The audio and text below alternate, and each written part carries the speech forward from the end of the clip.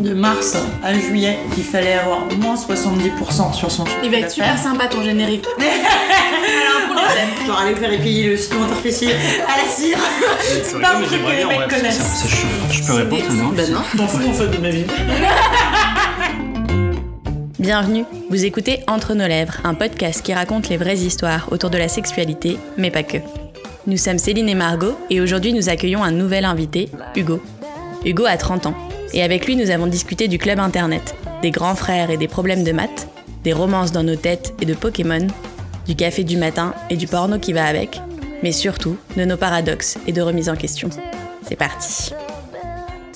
Alors, est-ce que ça te plaît d'être un homme ? Ça me plaît pas mal, mais en même temps, je me suis jamais vraiment posé de questions parce que j'ai eu le ticket gagnant à la naissance. Donc j'ai pas vraiment eu à me demander si c'était cool d'être un homme, si c'était nul, j'ai pas eu d'oppression dans ma vie. Donc ça me plaît et en même temps, je me pose beaucoup de questions parce que je me rends compte aujourd'hui de tous ces privilèges que j'ai et du coup, j'ai conscience de faire partie aussi de ça. Et en ce sens-là, ça me plaît moins parce que j'ai un peu d'empathie pour les autres entre guillemets.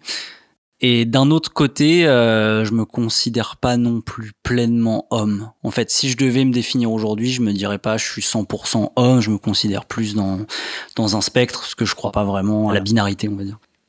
Qu'est-ce qui te fait aujourd'hui pas te sentir 100% homme ? J'ai pas envie qu'on me définisse comme étant un homme et donc avec tout ce que ça véhicule, en fait, tout bêtement, dans notre société actuelle en tout cas. Un homme, il est viril et il montre pas ses émotions, et alors que la femme, elle est émotive et elle pleure tout le temps. C'est des concepts préconçus, tout simplement. Voilà. Est-ce que quand tu es né, tes parents, ils étaient contents d'avoir un petit garçon ? Ma mère m'a toujours dit qu'elle était contente d'avoir 2 garçons, parce que j'ai donc un grand frère qui a 8 ans de plus que moi, parce que, je cite, c'est moins chiant que les filles. Ah ben sympa. Elle t'a dit pourquoi ? Je sais pas pourquoi. Elle a du coup une vision des petites filles qui sont braillardes, qui gueulent, qui sont beaucoup plus exubérantes, on va dire, que les mecs. Donc je sais pas d'où elle tient ça, mais du coup elle m'a toujours dit qu'elle était contente d'avoir 2 fils. C'est drôle parce que en général, les stéréotypes communs, c'est que la petite fille est sage et le petit garçon, il est plutôt casse-cou, etc. Il est casse-cou et ça, il bouge beaucoup. Les stéréotypes, ils se retournent aussi, quoi. C'est quoi le rôle qu'occupaient tes parents au sein de ta famille ? C'est un rôle qui est à la fois relativement stéréotypé.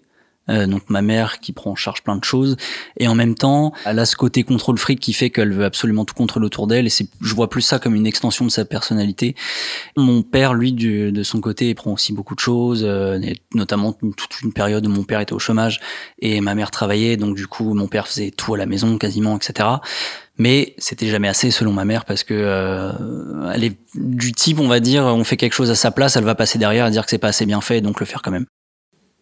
C'est quoi ton premier souvenir lié à la sexualité ? Je dirais que c'est peut-être mes premières masturbations quand j'étais en primaire. En gros, j'étais sous la couette. J'ai commencé par hasard, à frotter mon sexe sur la couette et je me suis dit, tiens, c'est cool. Du coup, j'ai recommencé, en fait, tout bêtement, parce que mais je n'avais aucune idée de ce que je faisais. Juste, je le faisais, ça me faisait du bien et donc j'ai continué. T'as jamais eu, enfant, l'idée que ce que tu faisais, c'était pas bien ? J'ai jamais eu l'idée, non, que c'était pas bien. Par contre, j'ai un souvenir très précis. Je me revois en primaire, dans la cour.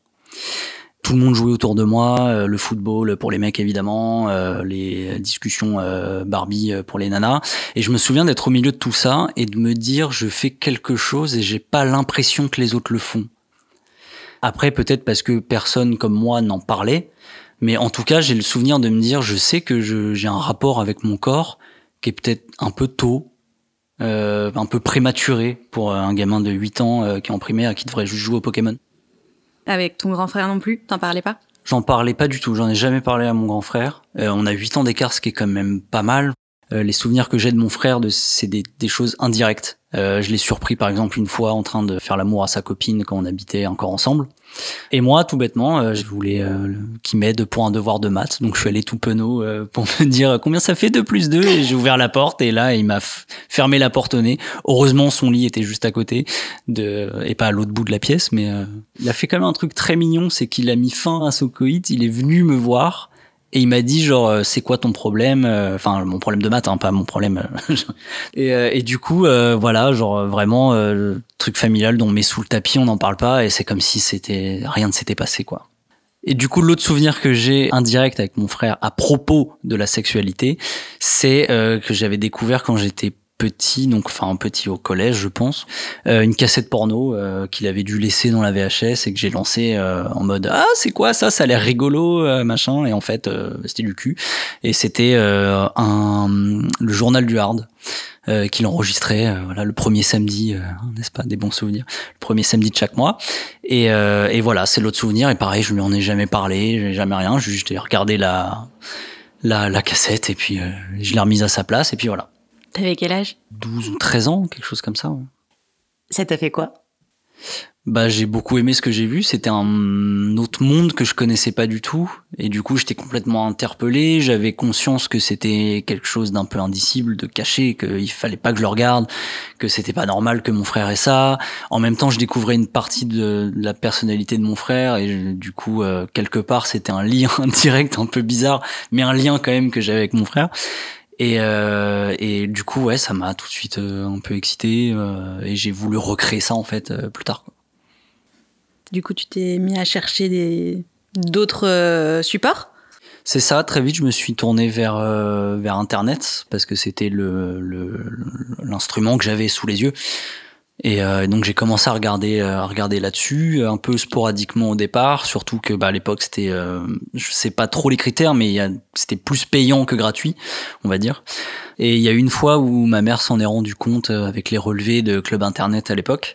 Et en gros, elle m'a juste engueulé en mode c'est pas bien, pourquoi tu fais ça? J'avais une copine à l'époque, elle m'a même plus ou moins culpabilisé en mode qu'est-ce que dirait ta copine, c'est sale, c'est pas cool, etc. Comme si c'était un truc antagonistique quoi avec ma copine et avec l'idée du couple et d'amour. Et il y a eu une autre fois plus tard où elle s'en est rendue compte aussi, sauf que cette fois c'est mon père qui a pris à ma place. Donc j'ai rien dit. Elle a cru que c'était ton père qui avait regardé les trucs? Oui, parce que mon père, je pense, en regardait aussi. Je crois que je l'ai surpris une fois quand il a regardé quand j'étais là. En plus, c'est vraiment pas top dans la famille. Putain, mais vu le discours qu'elle t'a tenu, ton père, il a dû prendre cher, putain. Mais du coup, c'est marrant, ça te fait aussi un lien avec ton père. Ouais, j'ai aussi un lien. On a tous un lien dans la famille avec le porno, c'est formidable. Sauf ma mère, du coup. Et du coup, c'est lui qui a pris à ma place et j'ai rien dit, forcément. Et ton père t'a pas balancé? Non, parce que je pense que mon père pensait que c'était lui, en fait. Comme il savait qu'il était en faute, il s'est peut-être pas dit, en fait, il y a pas que moi, voilà, parce que c'était une époque où Internet était plus. Et ton frère, lui, s'est jamais fait choper? Non, mon frère, il est trop fort pour ça. Il fumait des spliffs dans sa piole, il s'est jamais fait choper. Il est trop fort. J'avoue, respect. Est-ce que le porno, ça a été ta seule éducation sexuelle? Je pense que oui, parce que j'en ai jamais parlé. Enfin, on parlait pas de sexualité en famille, on parlait pas de sexualité entre potes. Les seuls rapports que j'ai eu un peu éducatifs, c'est le cours d'éducation sexuelle que tout le monde connaît, où j'ai appris à ouvrir une capote devant tout le monde et c'était la risée parce que je le savais pas le faire d'ailleurs. Donc tout le monde s'est foutu de ma gueule. Mais sinon, non, j'ai pas eu d'autres rapports au sexe et d'autres éducations que le porno, quoi.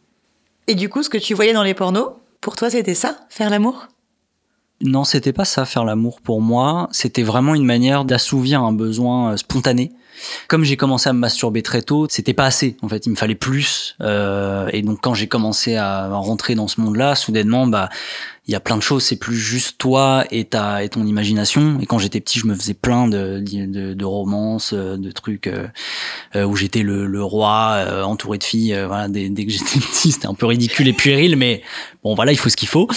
Et très vite, c'était plus suffisant, il me fallait plus. Et donc là, c'était la porte ouverte à, soudainement, il y a plein de vidéos différentes sur des thèmes différents. Donc c'est la caverne d'Ali Baba, mais avec du cul et des pénis, quoi. Mais du coup, le porno, pour toi, c'était uniquement lié à la masturbation. C'est pas un truc que tu projetais avec l'autre. C'est ça, c'était vraiment une extension de la masturbation, quoi.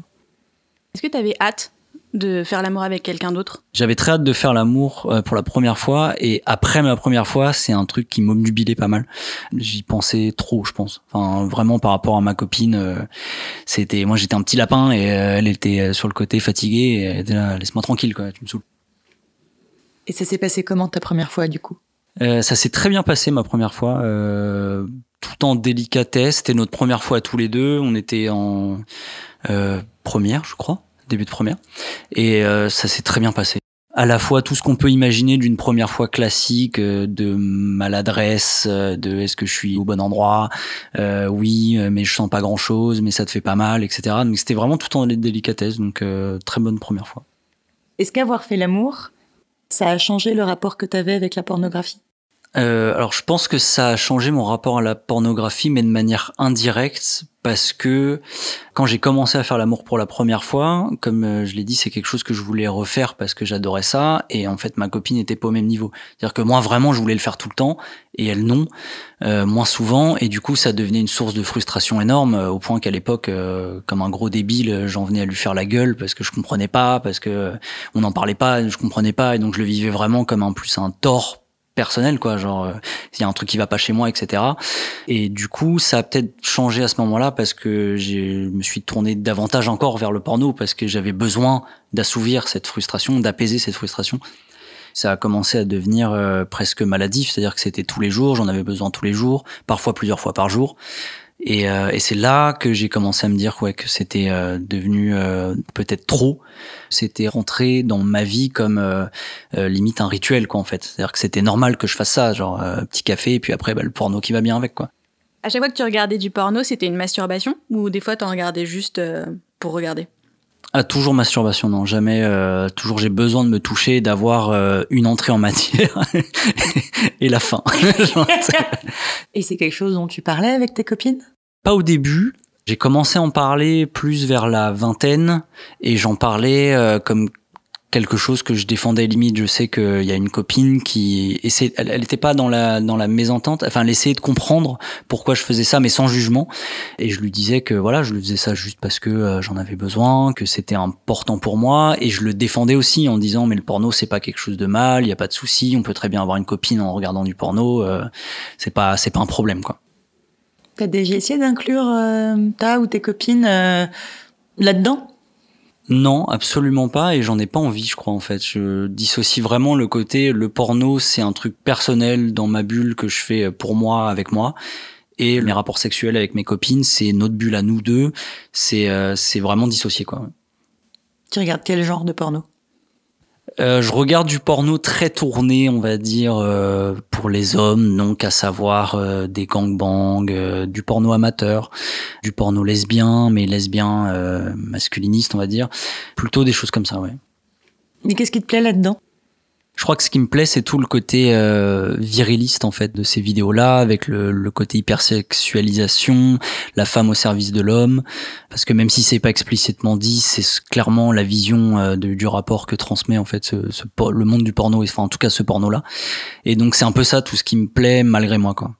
Ce qui est drôle, du coup, c'est que tu nous disais que tu ne t'identifiais pas au modèle masculin dans ce qu'il avait de plus toxique, mais par contre, dans ta sexualité, c'est quelque chose qui peut t'exciter, du coup. Bah, c'est ultra paradoxal, mais en fait, si je me définis aujourd'hui pas comme purement un homme, c'est des réflexions que j'ai de très récemment, comme je l'ai dit tout à l'heure. Et dans tous ces pornos-là, c'est des choses que je voyais pas du tout à l'époque, et j'ai grandi avec ça. Donc du coup, c'est des résidus, je pense, que j'ai aujourd'hui d'une vision très biaisée qu'on m'a inculqué, que je me suis inculqué tout seul parce que personne m'a forcé à regarder du porno, mais en tout cas avec lesquels j'ai grandi. Et du coup, c'est peut-être aussi une manière, d'assouvir un pan de moi que j'ai pas envie de voir, ou qu'on attend de moi et que j'ai pas envie. Mais du coup, il faut que ça sorte à un moment donné, et peut-être que le porno me permet en tout cas, tout seul, qui est du coup moins grave que si je le faisais, si j'avais un rapport comme ça masculiniste, machiste avec ma copine ou avec des gens en général. Aussi, ça t'excite parce que t'as toujours connu que ça. Le seul porno qu'on nous montrait jusqu'il y a très peu de temps, c'était exactement tout ce que tu nous décris. Et en soi, c'est tout ce qui va pas dans l'industrie du porno. Est-ce qu'aujourd'hui, t'as conscience que ce porno qui t'excite, il est pas très sain, ou est-ce que ça aussi, tu le défends ? Non, justement, aujourd'hui, dans ma réflexion, j'ai vraiment pris beaucoup de recul vis-à-vis de ça, parce que je me rends compte que c'est une vision qui est pas bonne du tout, qui est très phallocentrée, et qui du coup ne me plaît plus du tout, parce que c'est en dehors de mes réflexions personnelles, de ma vision du monde et des rapports sociaux et humains. Et du coup, aujourd'hui, j'ai énormément de problèmes vis-à-vis de ça, parce que d'un côté, je continue à regarder du porno parce que je suis drogué à ça. Et d'un autre côté, en regardant, je vois tout ce qui va pas, toutes les phrases, toutes les insultes, les titres de vidéos à la con, à base de chiennes, etc.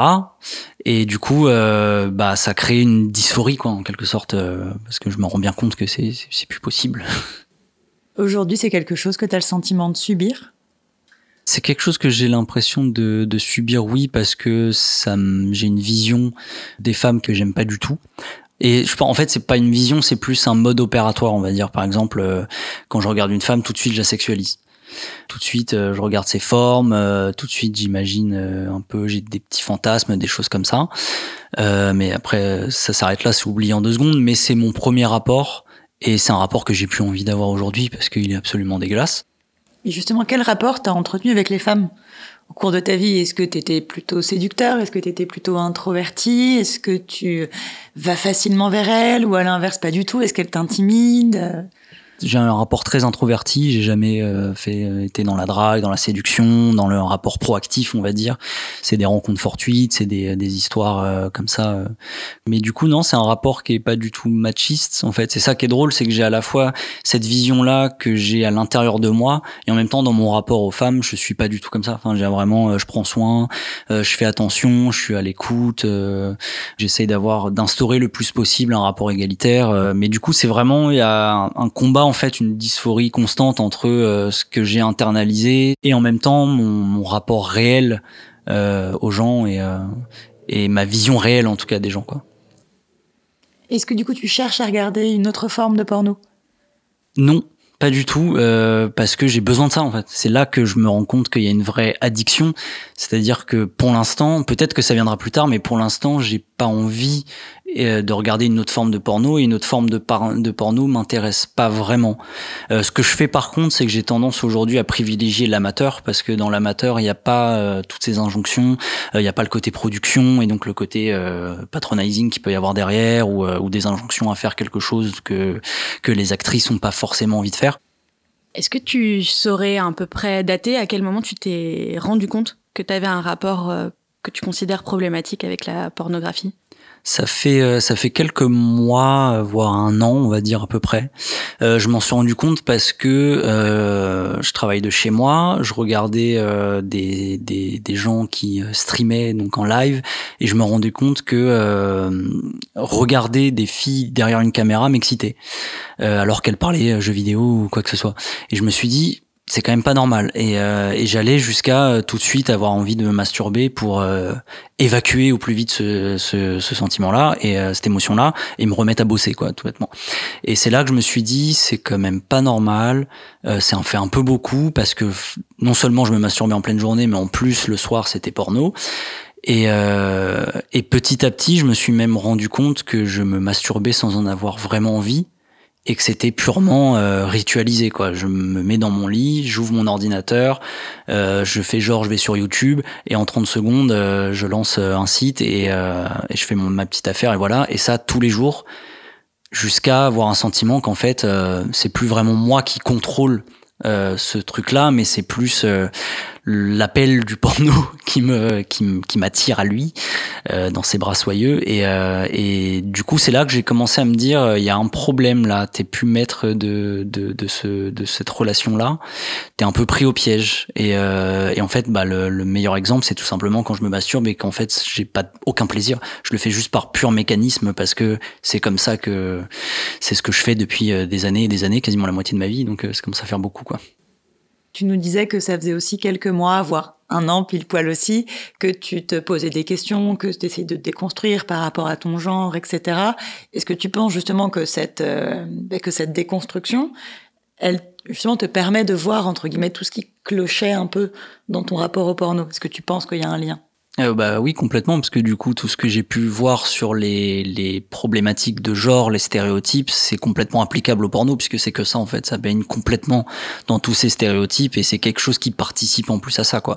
Et c'est là aussi qu'il y a une dysphorie, c'est qu'en regardant ça, je participe moi-même, même si je suis isolé dans mon coin, je participe quand même malgré moi à remettre au goût du jour une forme erronée des relations humaines, quoi. À part regarder du porno amateur, est-ce que tu as essayé de mettre en place des choses pour traiter cette addiction ? Pas encore, mais ça vient petit à petit. Il y a des moments où je me dis là tu le fais pas. Ça fait quelques temps que je me dis il faudrait aussi que je fasse 1 mois sans porno. Après c'est comme une addiction quoi, il faut la traiter en l'enlevant petit à petit, puis complètement, etc., etc. quoi. Malheureusement il n'y a pas encore de vapoteuse à porno, donc. Tu vis tout seul ? Non, je vis en couple depuis 1 an et demi. C'est quelque chose qu'elle sait ? Oui. C'est quelque chose qu'elle sait. On en a parlé dès le début pour le coup de notre couple. C'est pas quelque chose que j'avais envie de cacher parce que au stade où ça en est aujourd'hui, c'est tellement gros que de toute façon, elle l'aurait découvert à un moment ou à un autre. Et parce que ça fait aussi partie de moi. Donc, je pense que pour une relation saine, c'est pas quelque chose à cacher, quoi. Et comment elle le vit ?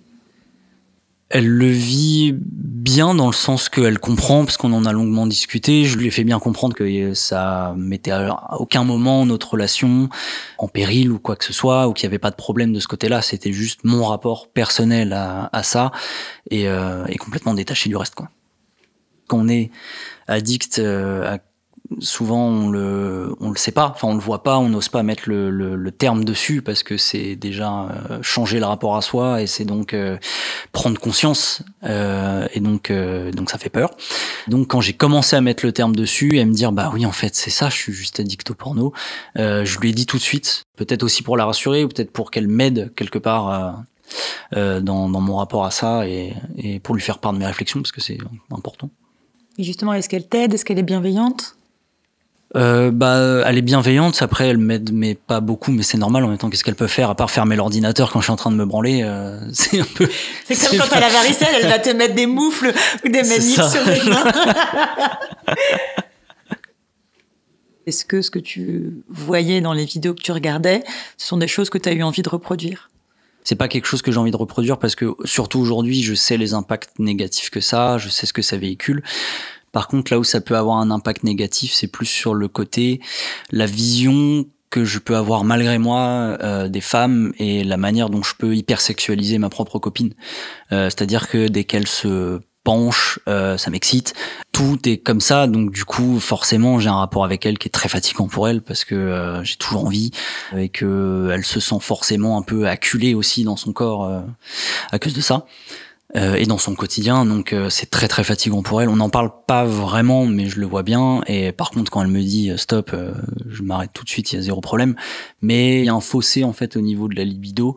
Du coup, ça pèse un peu. Mais c'est pas vraiment le porno entre guillemets, plus que la vision que me confère le porno et le côté pas pervers sexuel parce que c'est quand même un petit peu trop, mais en tout cas clairement obsédé quoi, clairement obnubilé par ça. Des 5 sens, c'est lequel qui est le plus lié à la sexualité pour toi ? L'odorat. J'ai toujours été très porté sur l'odorat et j'aime beaucoup le parfum, c'est quelque chose qui m'enivre et où je pourrais me laisser perdre pendant des heures. Et du coup, c'est marrant que ce soit pas la vue. Et oui, et non. T'as des orgasmes à chaque fois que tu fais l'amour, est-ce que t'y prends à chaque fois plus de plaisir que quand tu te masturbes ? Comme tu disais que la masturbation, c'était souvent mécanique. Clairement, j'y prends beaucoup plus de plaisir parce que je sors de ce mécanisme-là. Comme ma copine n'a pas envie tout le temps, dès qu'elle a envie, je saute sur l'occasion en mode « Ok, j'arrête tout ce que je fais et on y go, c'est parti ». Donc oui, clairement, j'ai beaucoup plus de plaisir à faire l'amour. Aujourd'hui, comment tu t'entends avec ton corps ? Est-ce que tu l'aimes ? Alors c'est encore un truc rigolo parce que moi, j'ai toujours été un gringalet, petit, etc. Donc là-dessus, j'ai pas eu le ticket gagnant. Donc aujourd'hui, j'essaie de me développer, d'avoir un peu de muscles, de plus de carrure, etc. Et encore une fois, c'est là où c'est paradoxal, c'est que du coup, je re-rentre dans un cliché de genre dont j'essaye justement de me départir. Mais je le vois vraiment comme un rapport à moi, pas comme quelque chose que j'ai envie de montrer, de me gauser, etc. Mais plus comme j'en ai marre d'avoir un corps de gamin alors que j'ai 30 ans. J'ai envie de me sentir bien, quoi. De toute façon, je crois que le problème de la société, c'est qu'elle te suit partout, c'est insupportable. Même si en fait t'essayes de t'en sortir. Je trouve que ce qu'il y a d'important, c'est déjà de le conscientiser, quoi. Oui. Est-ce que t'es à l'aise avec ton corps aujourd'hui ? Est-ce que tu te montres nu facilement ? J'ai aucun problème avec la nudité, je pourrais rester tout nu toute la journée. Quand c'est dans un cadre intime, j'ai aucune pudeur. Qu'est-ce que tu préfères chez toi ? C'est mes cheveux parce que j'ai des cheveux très bruns et très longs depuis. Enfin, je les laisse pousser depuis 3 ans. Aussi parce que j'ai la flemme d'aller chez le coiffeur, mais bon, ça faut pas le dire. Et du coup, j'en suis très fier parce que je trouve que c'est cool. Et puis tout le monde me dit que j'ai des beaux cheveux, donc j'ai fini par me dire ok, j'ai des beaux cheveux. C'est à quel moment que tu te sens le mieux dans ton corps? Alors c'est très con parce que ça va être encore une fois très viriliste, mais c'est quand je sors d'une séance de sport. On se sent un peu, on sent qu'on a évacué des choses, on sent que notre corps sointe et que du coup il y a un rapport qui se fait, enfin il y a une adéquation qui se fait avec son corps quoi. On l'a fait travailler et donc il est un petit peu plus saillant et tout ça donc tu sais, c'est pas forcément viriliste, hein, c'est la dopamine aussi du sport. C'est vrai. Est-ce que vieillir, c'est quelque chose qui te fait peur? Pas du tout, mais parce que je suis du bon côté de la barrière, on va dire. On regarde moins les hommes qui vieillissent parce qu'on considère qu'un homme plus vieux, c'est plus joli et c'est plus sexy et ça a plus de charme. Donc du coup, non, j'ai pas ce souci-là. Et pourquoi tu as voulu venir nous parler de tout ça? Qu'est-ce qui était important pour toi? Aujourd'hui, le porno, on n'en parle pas trop, c'est un corps diabolisé. C'est pas quelque chose que j'ai envie de diaboliser parce que je considère que c'est normal de s'intéresser au porno, d'avoir une extension comme ça de la masturbation et d'avoir des fantasmes et de les assouvir à travers ce genre de pratiques. Par contre, ce qu'il faut diaboliser, ce dont il faut parler aujourd'hui et surtout aux hommes parce qu'on est les premiers impactés aussi malgré nous à travers la masculinité toxique, ce genre de choses, c'est ce type de porno là très viriliste qu'il faut absolument abroger parce que c'est pas sain du tout et qu'il faut montrer un autre type de porno beaucoup plus ouvert, beaucoup plus éthique, beaucoup plus égalitaire.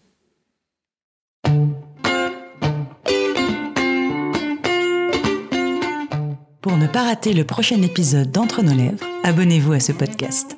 Vous pouvez également nous suivre sur Instagram, Facebook et Twitter, @entrenoslèvres, ou sur notre site internet entrenoslèvres.fr où nous écrivons aussi. Et n'oubliez pas de vous inscrire à notre super newsletter. Tous les 15 jours, à l'annonce du nouvel épisode, on partage avec vous 5 chouettes recommandations. Des livres, des films, des articles, tout ce qui nous a plu ou touché ces derniers temps. Promis, c'est cool. Ah oui, et puis le montage et le mixage de cet épisode ont été faits par Claire Sarfati et la musique du générique par Martin de Bauer. Allez, à dans 15 jours.